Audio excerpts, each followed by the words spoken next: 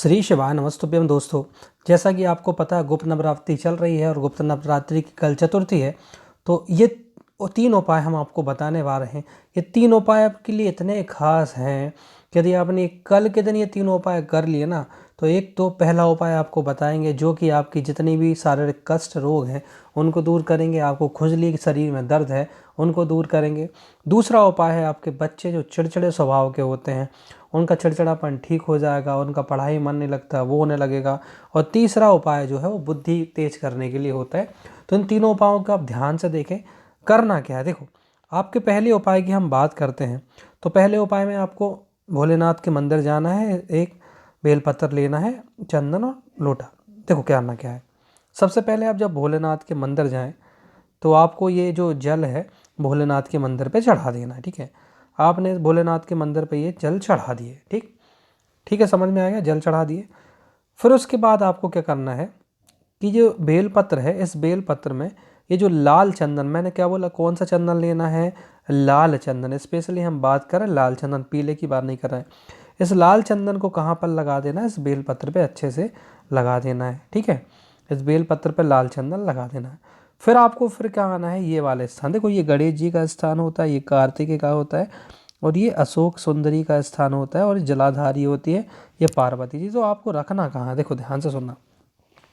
आपको बेलपत्र का जो डंडा है, जैसे मान के चले ये बेलपत्र है ऐसी, तो ये बेलपत्र का जो डंडा है वो किसके साइड है, आपके साइड।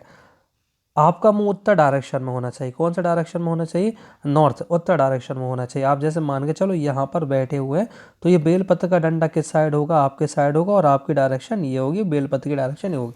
ये उपाय करने के बाद जैसे आपने अभी लाल चंदन रख के ये अशोक सुंदरी वाले स्थान पर रख के जो भी आपके कष्ट हैं, शारीरिक कष्ट, देखो कई लोगों को खुजली की समस्या होती है, कई लोगों को शरीर में सफ़ेद दाग हो जाते हैं, कई लोगों के पैर में दर्द बना रहता है, कई लोगों के सर में दर्द, माइग्रेन जैसी समस्याएं होती हैं जटिल, जिनका इलाज डॉक्टर भी नहीं कर पा रहे। तो आप ये करिए विश्वास के साथ, देख लीजिए आपकी ये समस्या जरूर खत्म होगी। साथ ही हमारे चैनल को सब्सक्राइब, वीडियो को लाइक शेयर जरूर करिएगा। हम दूसरे उपाय पे आते हैं। दूसरे उपाय में आपको करना क्या है दोस्तों, जो दूसरा उपाय है वो दूसरा उपाय सिर्फ हमारे 5 गेहूं के दाने लेना है। कितने लेना है, 5 गेहूं के दाने लेना है। यहाँ पर मैंने थोड़े से ज़्यादा ले लिए बताने के लिए, लेकिन आपको 5 गेहूं के दाने लेना। पर गेहूं के दाने जो हों वो कहीं से टूटे फूटे ना, अच्छे अच्छे दाने होना चाहिए। देखो करना क्या है, अच्छा ये उपाय आपके बच्चे का जो चिड़चिड़ापन है, आप देखेंगे आजकल जनरेशन, आपके माता पिता कितने ही बच्चों के लिए काम करें लेकिन बच्चे चिड़चिड़ाते बहुत ज़्यादा हैं। तो ये उपाय उनके लिए है कि बच्चे चिड़चिड़ाए ना, अच्छे से वो प्रेम पूर्वक घर में रिश्ता बना कर रखें, पढ़ाई लिखाई करें, ये उनके लिए।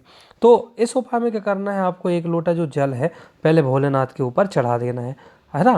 भोलेनाथ के ऊपर चढ़ा देना, तो भोलेनाथ को अर्पण करते हुए श्री शिवाय नमस्तुभ्यम का जाप करें। बीच बीच में हर हर महादेव, श्री शिवाय नमस्तुभ्यम का कम से कम 11 बार तो जाप करें। ठीक, फिर जो आपके 5 गेहूं के दाने थे, कितने थे, 5 गेहूं के दाने।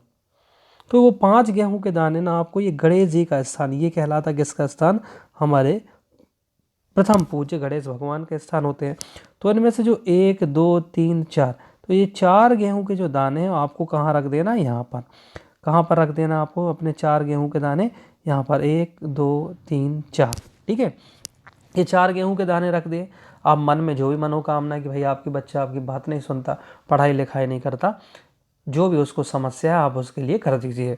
और ये स्पेशली गुप्त नवरात्रि की जो चतुर्थी है उसमें ही ये उपाय ज़्यादा करना है क्योंकि कारगर होता है। इसलिए ये वीडियो बनाने का उद्देश्य गुप्त नवरात्रि के 9 दिन ना विशेष रूप से ये जो चीज़ें करने का अपना महत्व है। ठीक है, अब देखिए क्या करना है। इसके बाद आपके पास जो 1 लोटा जल बच जाता है, आपके पास ये 1 लोटा जल है। ठीक है, आपके पास ये 1 लोटा जल, तो इसमें क्या कर दीजिए, वो गेहूं का एक दाना जो बचा हुआ है वो कहाँ पर इसमें रख दीजिए। गेहूं का एक दाना जो बचा हुआ है वो उसमें डाल दीजिए।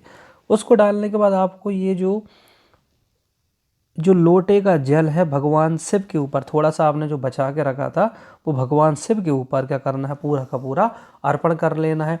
उसके बाद ये अर्पण करने के बाद ये जो जल है आपको यहाँ पर नीचे जो खाली पात्र ले जाएंगे उसमें ये इकट्ठा करके ले आएंगे। और बच्चे को कम से कम 1 दिन तो पिलाना है। वो जल को है ना बच्चे को सुबह और शाम 1 दिन तो आपको पिलाना है। उस जल को पिलाइए, बच्चे का चिड़चिड़ापन 24 घंटे के अंदर खत्म हो जाएगा, वो आपकी बात मानने लगेगा। तो ये एक हमारा उपाय था। तीसरा उपाय की ओर चलते हैं। तीसरा उपाय क्या परम पूज्य हमारे गुरुजी ने बताया है। तीसरा उपाय की बात करते हैं, ये बुद्धि बढ़ाने का उपाय। क्या करने का उपाय है ये? बुद्धि बढ़ाने का उपाय है। ये उपाय किसका है? बुद्धि। इससे क्या हो जाएगी, आपके जो बच्चे की बुद्धि है या जिसके लिए भी आप प्रयोग कर रहे हैं उसकी बुद्धि बढ़ जाएगी। बस नाम रख के कर देना, ये काम हो जाएगा। देखो क्या करना है, आपको इलायची लेना है मात्र 3। कितनी इलायची लेना है? 3 इलायची लेना। आप जाए अपने भोलेनाथ के पास, सबसे पहले लोटे से जल चढ़ा दें। भोलेनाथ को जल चढ़ाना, 1 लोटा जल सभी समस्याओं का हल। ये डायलॉग याद कर लो, हमारे परम पूज्य गुरु जी का, 1 लोटा जल सभी समस्याओं का हल। और वास्तव में सभी समस्याओं का हल 1 लोटा जल। देखो कैसे, पहले आपने लोटे से जल चढ़ा दिया, बहुत बड़ी बात, चढ़ गया हमारा जल। अब हमारे पास कितनी इलायची थी? अब हमारे पास इलायची थी 3। कितनी इलायची थी हमारे पास? 1 2 3। तो ये वाला जो स्थान है भगवान गणेश का स्थान होता है। ये स्थान होता है कार्तिकेय के, जो कि गणेश के बड़े पुत्र हैं। बड़े पुत्र बोल रहा हूँ, सॉरी, बड़े भाई हैं।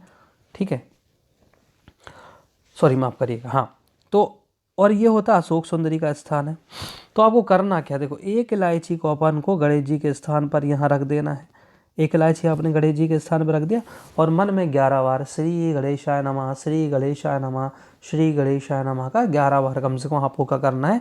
जाप करना है। कितनी बार? 11 बार जाप कर देना। तो 1 इलायची को आपने यहाँ पर रख दिया।